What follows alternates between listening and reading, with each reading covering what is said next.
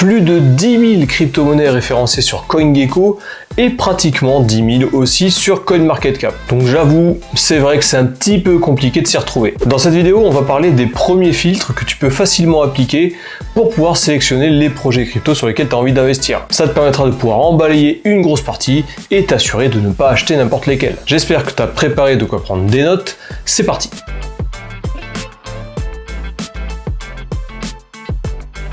Salut à toutes et à tous, c'est le Captain et bienvenue dans cette nouvelle vidéo. Si jamais t'es débutant, cette vidéo elle est clairement faite pour toi. Si t'es moins débutant et même si t'es aguerri, ça va quand même t'intéresser et au pire ça te fera une bonne piqûre de rappel. Ce que je vais te montrer dans cette vidéo, c'est ce qu'il faut faire à chaque fois qu'on check un projet crypto. C'est en quelque sorte les bases du DYOR, Do Your Own Research, qui est primordial avant d'investir dans quoi que ce soit. Ce qui est cool dans cet écosystème crypto, c'est qu'on a des outils pointus et qui sont connectés live avec les blockchains. Ça veut dire qu'on peut facilement récupérer énormément d'informations en très peu de temps. Et en plus de ça, tu n'as même pas besoin de te poser de questions, tout est à jour constamment. Et tu vas voir dans cette vidéo, je vais te montrer deux plateformes qui sont accessibles directement sur internet. T'as pas besoin d'installer d'application sur ton téléphone ou sur ton ordinateur et t'as même pas besoin de créer de compte. T'as juste besoin d'un navigateur et de consulter les datas. Si tu ne me connais pas, moi c'est le Captain, j'anime cette chaîne depuis 2020 et on y parle crypto-monnaie et investissement. Si ce sont des sujets qui t'intéressent, n'hésite surtout pas à t'abonner, à cliquer sur la cloche et à mettre un pouce à cette vidéo. J'anime également un canal Telegram que je te mets dans la description de cette vidéo. J'y partage toutes les infos qui sont pour moi intéressantes pour traverser le prochain cycle aussi en toute sérénité. Donc je t'invite à le rejoindre, il est dans la description de cette vidéo, tu installes Telegram sur ton téléphone, tu cliques sur le lien et tu rejoins directement le canal. Allez, les outils que je vais te présenter dans cette vidéo, c'est deux sites internet et je te les ai déjà teasés en début de vidéo. Il s'agit de CoinMarketCap et de CoinGecko. Ces deux sites-là, tu dois absolument les connaître. C'est vraiment la base des recherches en crypto-monnaie. Donc la première plateforme, c'est CoinMarketCap. C'est un site internet qui est très puissant puisqu'il regroupe la majorité des projets crypto. Et la deuxième plateforme, c'est CoinGecko qui est plus ou moins son associé. Il est un peu de la même veine, tu retrouves les mêmes informations et ils sont plus ou moins complémentaires toutes les deux. Sur ces deux sites, tu peux retrouver la majorité des informations qu'il faut rechercher pour chacun des projets crypto. Si une des cryptos est référencée sur un de ces sites, c'est déjà un indicateur fiable. Et en fouillant un petit peu, tu pourras obtenir d'autres informations cruciales pour pouvoir investir ou non sur tel ou tel projet. Alors une des premières choses à contrôler si tu fais tes recherches sur CoinMarketCap ou sur CoinGecko, il s'agit de la tokenométrie. Et plus particulièrement s'il y a une limite de nombre de tokens pour tel ou tel projet crypto. Si le nombre de tokens ou de coins est limité en quantité ou pas. Des crypto-monnaies comme le Bitcoin par exemple, il y en aura 21 millions maximum, pas un seul de plus. Lorsqu'ils seront tous en circulation, personne ne pourra en créer davantage. Il n'y en aura que 21 millions, et c'est ces 21 millions-là qui vont se négocier dans le monde entier. Si tu prends un autre exemple, le Toncoin par exemple, là je te montre à l'écran qu'il n'y a pas de max supply, donc potentiellement, il peut y en avoir une infinité. Alors attention, pas de max supply, ça ne veut pas dire non plus que c'est un mauvais projet.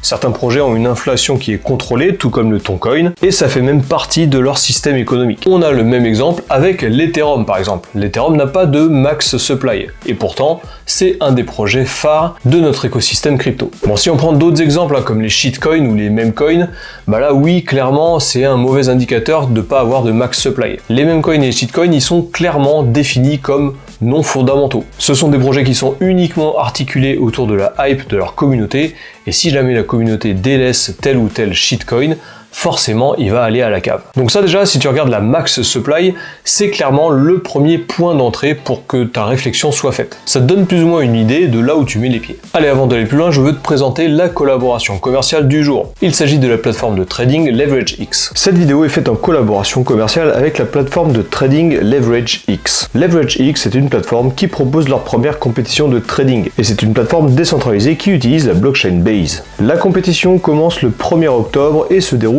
en 3 phases. La première phase, du 1er au 8 octobre, tu pourras t'inscrire sur la plateforme et commencer à te familiariser avec et rejoindre la compétition. Ensuite, du 8 au 22 octobre, tu pourras commencer la compétition et si jamais tu as loupé la première semaine, tu pourras toujours t'inscrire si tu es un retardataire. Et enfin, la troisième période, elle est du 22 au 29 octobre 2024. Pendant cette période, aucune nouvelle entrée ne sera acceptée, par contre, la compétition continue. Si tu connais pas encore LeverageX, c'est une nouvelle plateforme où tu peux trader une large gamme d'actifs, notamment les crypto-monnaies, le forex et même les actions. Et de plus, tu peux ajouter un effet de levier pouvant aller jusqu'à x150.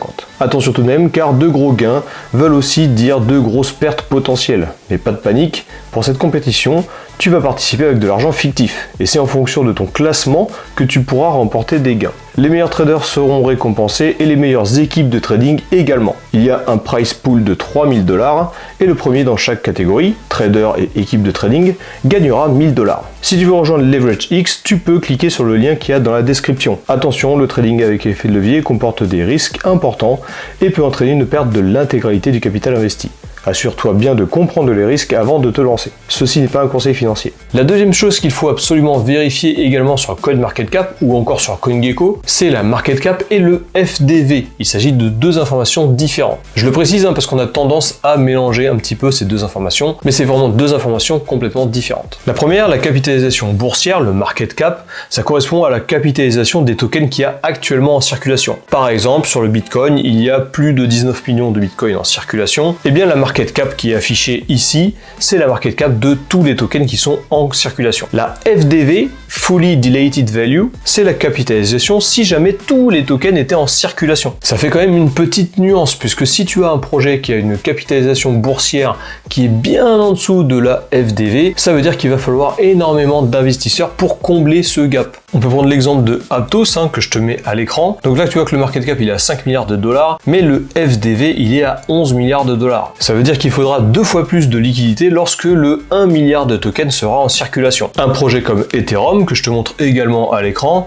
lui il a un market cap qui est très proche du FDV. Parce que le nombre de tokens en circulation est égal à la total supply actuelle. Donc il faut clairement comprendre la nuance entre le FDV et le market cap. Le FDV, c'est le market cap futur que devra garder le projet pour garder le même prix par token ou par coin. Dans le cas d'Ethereum, le projet ne sera pas impacté par ce genre de variables, alors que dans le cas d'Aptos, il le sera. Si demain l'intégralité des tokens Aptos viennent en circulation, dans ce cas-là, le prix par Aptos va être divisé par 2. Allez, pour la suite de cette vidéo, on va directement aller sur l'ordinateur et sur chacune des plateformes, sur CoinMarketCap, et après on ira sur CoinGecko. Donc une autre chose qu'il va falloir que tu surveilles également sur CoinMarketCap ou sur CoinGecko si tu veux investir dans un projet crypto, c'est le livre blanc ainsi que la roadmap de chacun des projets. Ces deux informations-là sont intimement liées et je vais te montrer comment tu peux avoir accès à ce genre d'informations directement sur le site. Donc on va prendre par exemple le projet Solana. Donc tu vois que ici au milieu j'ai la courbe d'évolution du prix. Comme je te le disais tout à l'heure, il y a la max supply avec la total supply aussi, c'est le nombre de tokens qui sera pour l'instant prévu en circulation, le nombre de tokens qui sont en circulation, la market cap et le FDV. Ça c'est les informations de base que tu retrouveras pour chacun des projets. Et ensuite juste en dessous, tu as un accès direct vers le site internet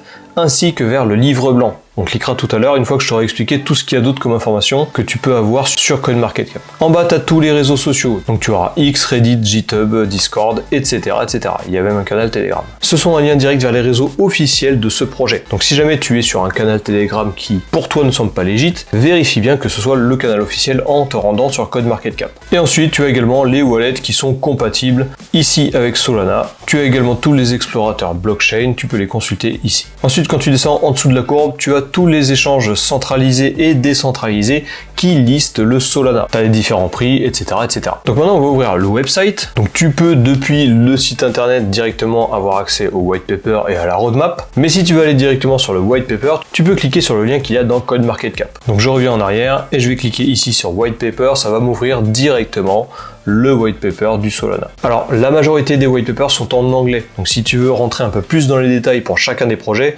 n'hésite surtout pas à le faire traduire directement sur internet. Il y a pas mal de plateformes où tu peux traduire à la volée directement de l'anglais au français. Si jamais tu es confortable avec l'anglais, n'hésite surtout pas à le lire en anglais. C'est beaucoup plus sain, il n'y aura pas d'erreur de traduction et en plus de ça, ça te fera pratiquer ton anglais. Maintenant à l'ordinateur, je t'affiche le site de CoinGecko. C'est quasiment la même chose. Tu as un moteur de recherche en haut à droite ici pour chercher tes projets crypto. Tu as la liste de toutes les crypto-monnaies triées par capitalisation. On va aller sur Solana pour avoir le même exemple et je vais te montrer que tu peux trouver le même genre d'informations. Donc tu as ici la capitalisation boursière. Ici tu as le fameux FDV, c'est-à-dire la capitalisation si jamais tous les tokens étaient en circulation, le nombre de tokens en circulation actuelle, l'offre totale actuelle, la max supply, etc., etc. Ici tu as la courbe d'évolution du prix, tu peux la filtrer sur 24 heures, 7 jours, 1 mois, etc., etc. Et si tu descends un petit peu plus bas, tu as le même genre d'informations que ce qu'on a vu sur CoinMarketCap. CoinMarketCap. Le site internet, les portefeuilles compatibles, les communautés différentes, Twitter, Telegram, etc. En descendant un petit peu plus, tu as tous les exchanges centralisés ou décentralisés qui listent le Solana. Donc tu vois que dans ces deux plateformes, CoinMarketCap et CoinGecko,